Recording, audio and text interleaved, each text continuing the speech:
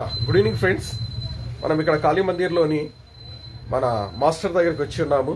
Master గారు ఒక స్ఫూర్తిదాయకం, యువతరానికి ఒక స్ఫూర్తిదాయకం. ఎందుకు అంటే చాలామంది లేజీగా ఏం చేయాలా, ఏంటి, మాకు సరైన ఉద్యోగాలు రాలేదు, మేము ఏం చేస్తున్నాము, మేము ఏం చేస్తాము, మాకు ఉద్యోగం వస్తేనే చేస్తాము, లేకపోతే పడుకుంటాము, లేకపోతే ఇళ్లలో తల్లిదండ్రుల మీద ఆధారపడి ఉంటాము, వాళ్ళు తెస్తే మేము తింటాము, లేకపోతే మాకు సరైన ఉద్యోగం రాలేదు అని అంటూ వాళ్ళతో వాదిస్తాం తప్ప మేము వెళ్ళి ఒక చిన్నగా మా పూర్తికి లేదా మా పూటకు మేము సంపాదించుకుందామనే తపన చాలామందిలో తగ్గిపోయిందండి ఇప్పట్లో.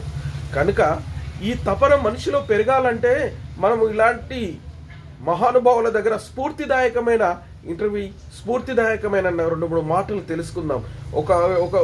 ఒక దిశగా ఉద్యోగం చేసి రిటైర్ అయినప్పటికీ మళ్ళీ ఆయన ఖాళీగా ఉండకుండా నాకంటూ ఒక గుర్తింపు ఉండాలి, నేనంటూ సమాజానికి ఒక స్ఫూర్తిదాయకంగా ఉండాలి అనే ధ్యేయంతో ఒక షాప్ పెట్టుకొని ఆయన దాంట్లో జీవనాన్ని, సంతోషాన్ని వెతుక్కుంటూ సాగుతున్నాడు.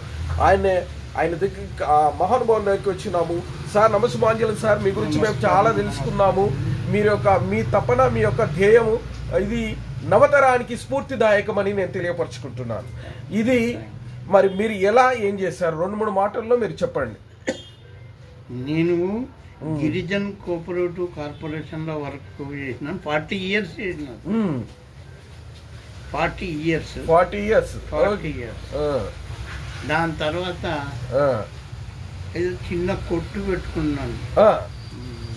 స్వయం కృషి అనేది చాలా గొప్ప వరం అండి. ఎందుకంటే ఎంత చదివినా సరైన ఉద్యోగం రాలేనప్పుడు చాలా మంది డిప్రెషన్లకు వెళ్ళిపోవడము, చాలా మంది ఆ తల్లిదండ్రుల మీద ఆధారపడి ఉండడము, చాలా మంది ఏంటిదంటే అయ్యో నేను ఇంత చదువుకున్నా నాకు ఉద్యోగం రాలేదు అని వాళ్ళు ఏంటంటే బాధపడుతూ తల్లిదండ్రుల మీద భారమై ఉంటున్నారు.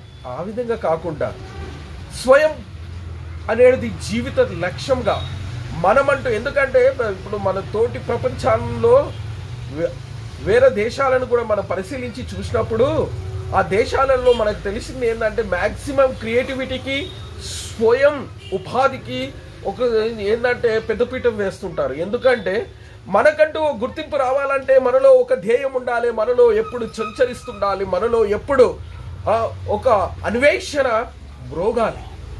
అది ఒక గుండె చప్పుడై మ్రోగుతున్నప్పుడే ఆ పనిలో మనం నీలమైపోతూ ముందుకు సాగుతూ ఉంటాం.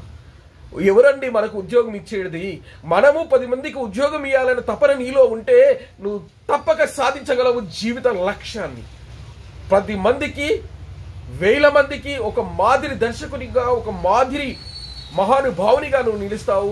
అదే 1000 మందికి ఉద్యోగాలు ఇచ్చే దిశలో నువ్వు సాగుతావు.